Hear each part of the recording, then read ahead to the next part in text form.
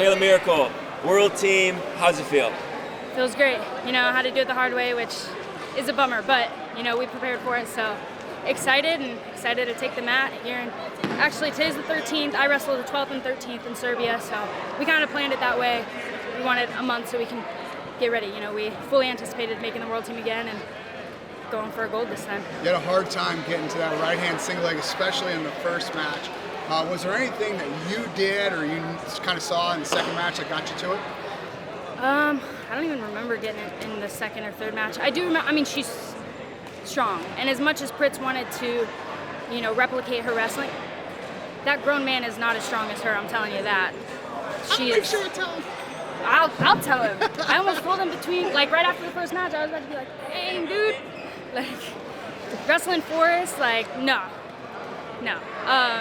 Yeah, so I think just the difference between the matches is the first match, I was so concerned with my knee. You know, I've wrestled Dom in a live go. I've wrestled Savannah, who's about to wrestle at Junior Worlds in like 3 days. So I've been going really hard. I've gone really hard with Pritz. They've pulled it, they've laced it. So I thought I was good, and I am physically, but mentally I was thinking about it so much. And that first match, anytime she just tapped my toe just like this or like this, I'm like, oh, frick.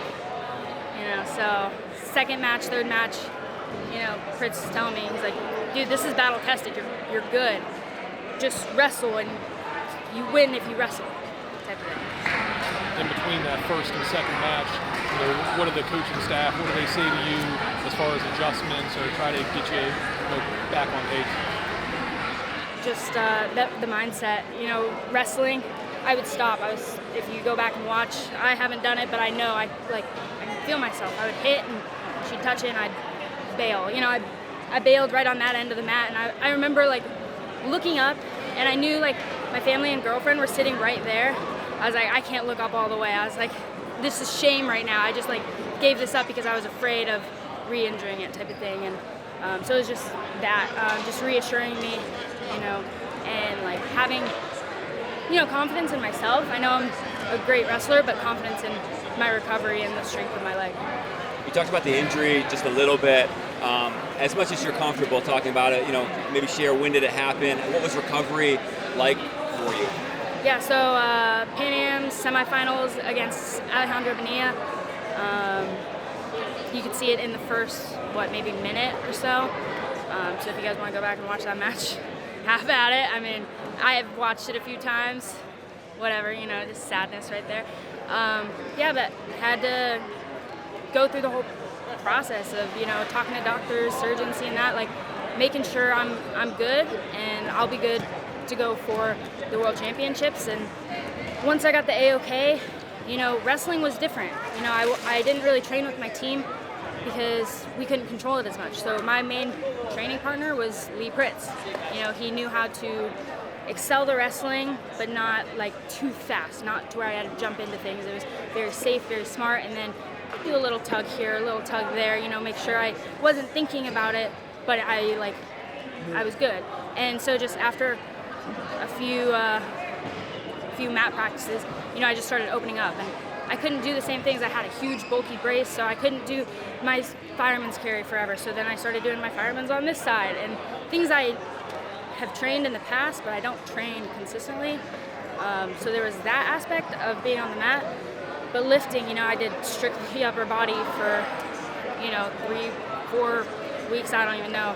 But Sherrod Bridges at Neuroforce 1 has been my guy, and we've just hit it hard with the upper body, and I don't think I could do upper body full time, and I will still not be as strong as her. Holy smokes, I'll just keep saying that. And then with PT and stuff, it was just hitting hard. I was in there 3 days a week. Matt Midkiff down in Arizona, he's been with me through, you know, I injured my hamstring before the Olympics, before Olympic trials, actually wrestling Macy overseas.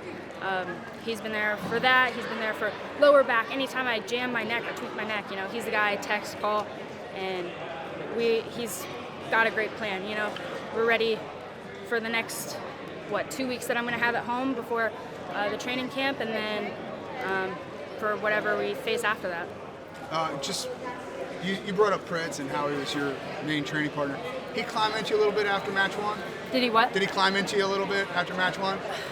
Not any way like putting me down for my wrestling. You know, I was wrestling fine, I was just stopping. And then just, it was really just being confident in this. He's like, dude, come, wake up, we're good, battle tested, whatever.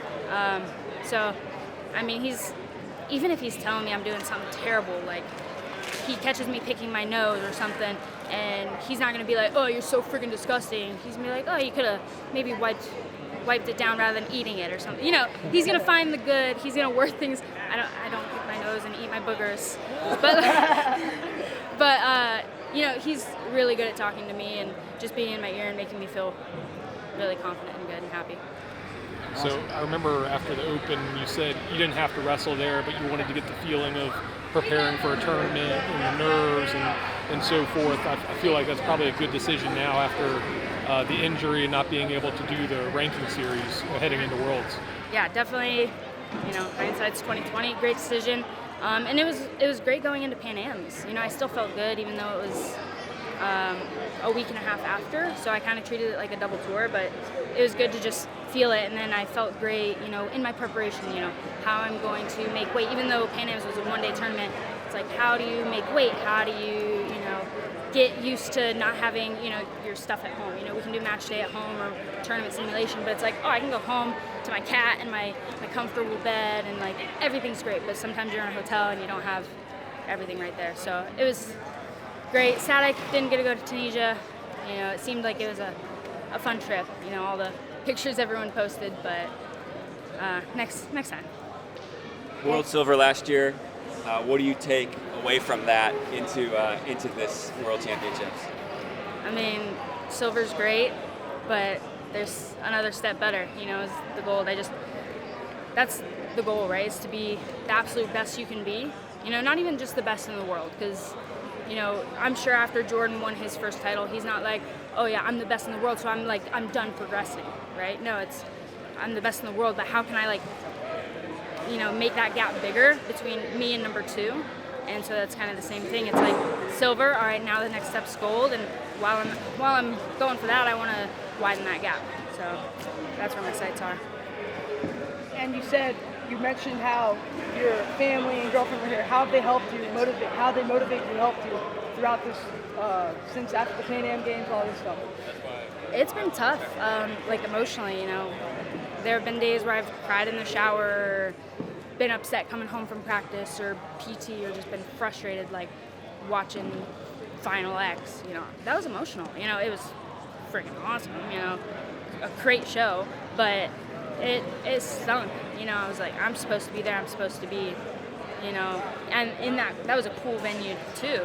But I mean, I kind of think this one was cooler. But I had my group chat. You know, my family, anytime I got an update from a doctor, or something good happened, or we set the date for this, you know, I would send that, and everyone was super hyped. You know, little brother, you know, he has soccer, sister has work, you know, older brother has work and 4 kids, so it's like they couldn't come to this one, but I know they were all watching. You know, I got pictures of them all watching, and they were excited. So just that, and then my girlfriend actually was living in Arizona this summer, and it was perfect timing because, you know, those times where I was crying in the shower, or crying when I came home, or just really bummed or pissed off or whatever, she was there to pick me up and, you know, motivate me. You know, she's here in the room this morning. She's all like getting hype, and she's like, "Let's go!" Like, I like go and check my phone between matches, and I've got like a ton of messages from her, from my family back home.